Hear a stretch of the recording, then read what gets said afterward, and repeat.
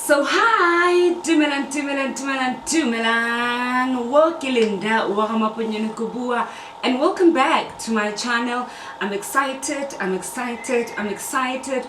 pastor, I'm an entrepreneur, I'm an author, I'm a facilitator, and I'm everything and anything I have been to you, and I'm so excited to be back here. And yes, thank you for subscribing, thank you for commenting, thank you for sharing my previous video, and for joining me for this one. What do I want to talk about today? I want to speak about the importance of church girls being able to take care of the reproductive system as single people. Sure, my pregnancy journey taught me so much about the importance of being intentional in taking care of your reproductive system.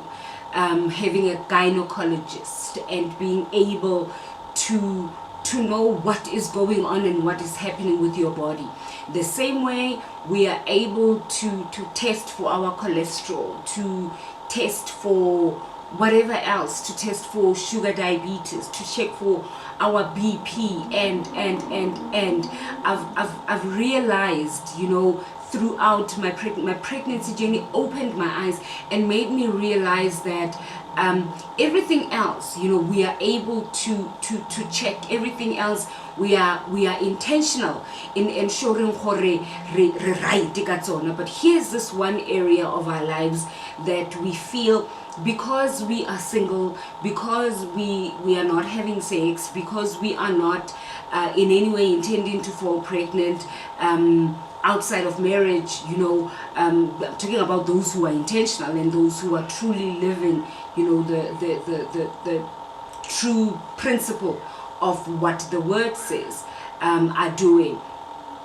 It then doesn't mean that we should be ignorant in taking care of our bodies and knowing what is going on with our bodies. Okay, here's one of the things that I then want to share about in this video. In this video, I want to share about how I realized post my pregnancy that had I known certain things way before, I would have been able to treat my body differently. I would have been able to enter into pregnancy differently. I would have been able to understand certain things differently. So one of the things that I discovered when I fell pregnant was that I had fibroids. I had never known that I've got fibroids. I've never understood what they are. I had heard someone say in passing somewhere, you know, fibroids, but I didn't know what they were. I didn't know the implications they had. I had absolutely no idea what they were and what they meant, and the dangers they pose, and you know, all of those things. And I realized as I was walking that journey that the reason I was there was because I had approached this part of my life as a mzalwane. I approached it with the mind erring, but I'm not having sex, so it's okay. But I'm not planning to fall pregnant, so why check? Why, you know, worry about it? Only for me to realize after that, had I been worried about it, or not even worried, but had I taken the steps to check what is going on, you know, and have a gynae and walk a journey with him or her, I would have been able to tackle certain things differently. Now, the first thing that I then found out, of course, was that I've got fibroids. Was it two or three? And one of the things that then, you know, that came with that was that many people, many doctors, I've got a lot of doctor friends in my circle, and many of them were like, you have fibroids, you are 39 and you managed to fall pregnant. This alone is a miracle.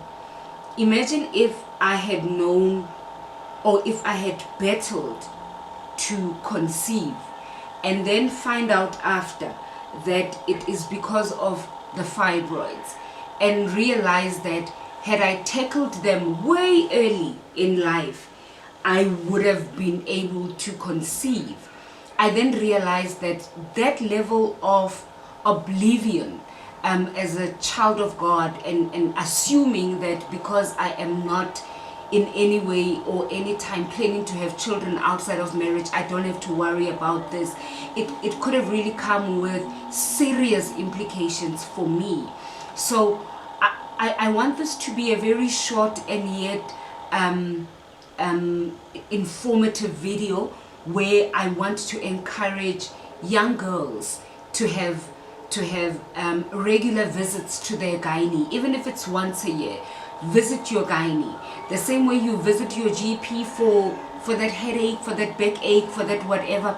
Visit your gynae for, you know, your reproductive system. Take care of it, and you know, understand what is going on in your reproductive system. Understand if there's any challenges there, and tackle it early. And now I ignored it, or not even ignored, but I was oblivious to its existence and what the implications of not taking care of it could lead to.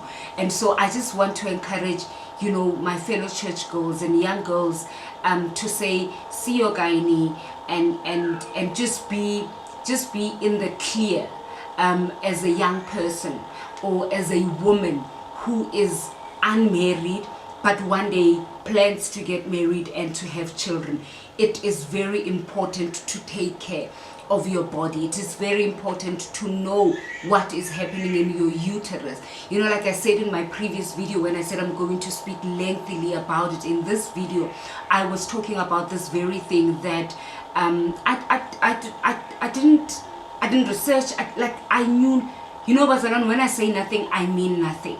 I was that oorklapt. That's how closed I was about it, and I didn't even I couldn't be bothered to go and research and find out about this and that. But only after I fell pregnant, I actually realized how much of threats are out there that can actually affect my reproductive system. So can every young girl, and when I say young girl, I suppose I'm safe in saying, J, from the ages of 18 to wherever you are, unmarried, you know, all the way to there, you know, that age, borona, 40 plus, visit your gynae and just have an idea what is going on there. If it's anything that can be taken care of, if it's anything that can be cleared out, if it's anything that can be medically sorted out, let's sort it out in time before we get to a point where we are saying, "Aish, had you come early, had you found out early, or had it," you know. So for me, the purpose of this video is that the revelation when I was pregnant that I've got fibroids brought me to I got to a place where I was like, what do you mean? What are you talking about? And in one of the episodes when I was pregnant, which is something I didn't share about in the previous video, I left it out intentionally for this video, is that I then had something that felt like labor pain. When I went to go see my guy, I didn't sleep that day. My bestie was actually visiting me, but Cheho and her husband had come over. I didn't even spend time with them. They were sleeping over. I slept at 7 o'clock that day. I was in so much of pain. It felt like I'm giving birth. When I went to my doctor, he said to me, it's what they call red degeneration. This is when the body is no longer feeding the fibroid, but feeding the baby. And so the fibroid is fighting to remain alive, but because it's not getting any nutrients at that time, it's going through this process of red degeneration, and it causes a terrible pain.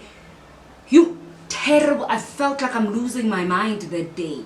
And I'm sharing these bits and pieces just to make you aware, who is watching this right now and saying, I'm unmarried, and it doesn't matter, I'll wait until I get married to start worrying about this. Please start taking care of it now. Please start understanding what is going on in your uterus now, so that when you get married and when you are ready to have children, you know that you are in the good place, you know that you are in the like green light is there, and if there's anything that needs to be done prior to you falling pregnant, it is even better if it's done before you even get married, so that you don't go through the anxiety of it's not happening now, when is it going to happen, is it even going to happen, and so yeah, that is the purpose of the video today, is just for you to be able to take care of your reproductive system and know what is going on,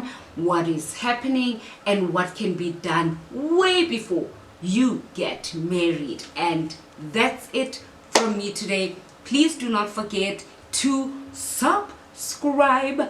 Please do not forget to share. Please don't forget to comment. And of course, if there's anything you want me to talk about, you are free, you are welcome to DM me, and to also post in the comments and just say to me, Linda, Pastor Linda, whatever you call me, please do a video about 1, 2, 3, 4, 5. If it's within my capacity, if it's within topics that I can discuss, I will most definitely go out there and find out what can be done or what can be said about it. And thank you so much. Goodbye. See you in my next video.